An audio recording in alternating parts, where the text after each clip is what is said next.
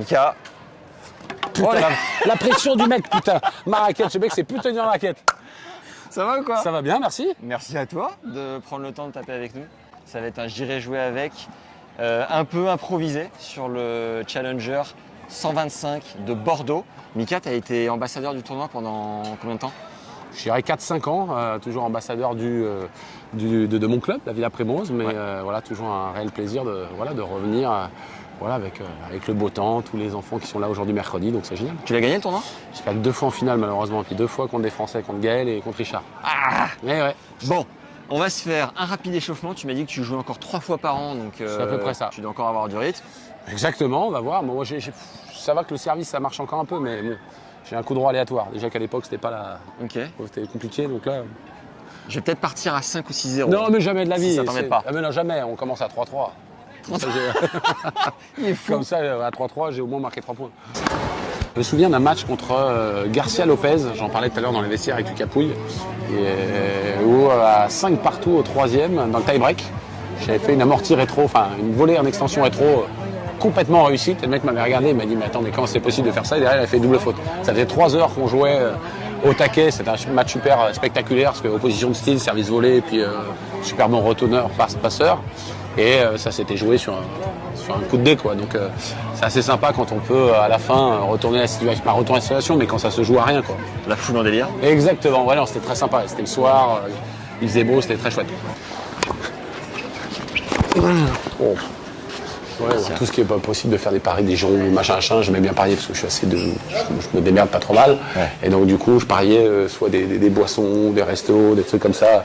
Genre, voilà, là t'as ça, je disais bon allez, 50 jours. Alors, le mec me dirait 50 jours, mais c'est pas très dur de faire 50 jours. Alors là, bien sûr, je vais rater, mais bon. Non, mais pendant ma carrière, c'était ça. J'étais un gros chambreur, un gros joueur. Et donc du coup, mon truc, c'était de tout le temps parier des trucs avec des mecs.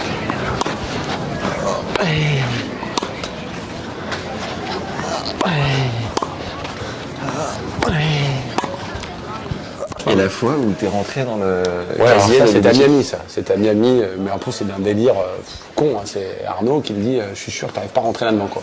Putain, tu crois? Je dis t'es sûr? Et là je prends le premier casier, je fais pas attention que c'est Lubicic. Ouais. Je rentre là-dedans, j'ai dit et ben, j'avais la serviette, et puis au fur et à mesure que tu rentres dans un truc, ta serviette elle se barre, et puis il me l'enlève, ce con, il me l'enlève, et puis hop.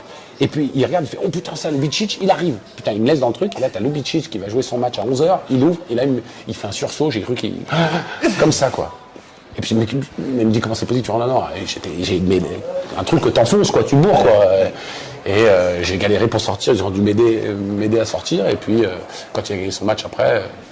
La légende, j'ai dit que voilà, je voulais m'inspirer, comme c'était la période où il était 2e mondial, il jouait super bien, que je voulais m'inspirer un petit peu de son tennis. C'est bien ça, non? Anecdote chez les kinés. Combien de fois ça nous est arrivé Moi, je travaille dans le vin, je suis passionné de vin, et combien de fois, le soir, quand je gagnais, je ramenais une petite bouteille et je partageais avec Oli, Vanessa. Même en période de tournoi? Ouais, bien sûr. Bon, après, je descendais pas la bouteille toute seule, hein, mais bon, on était 4-5, et puis voilà, on buvait un petit verre le soir. Tu joues mardi, tu rejoues jeudi. Généralement, je jouais plutôt tard le soir, donc c'était histoire de décompresser, quoi.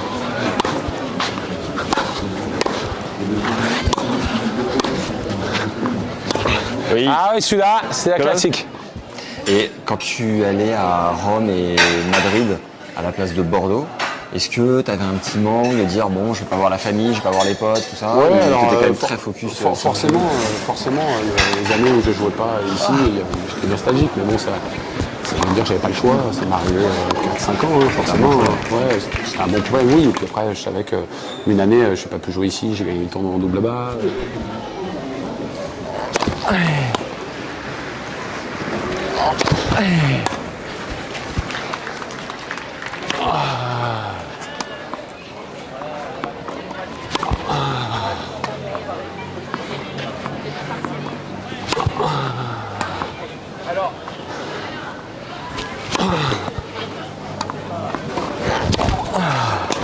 Oh non, comment j'ai pas raté ça? Ah, c'est mieux ça déjà.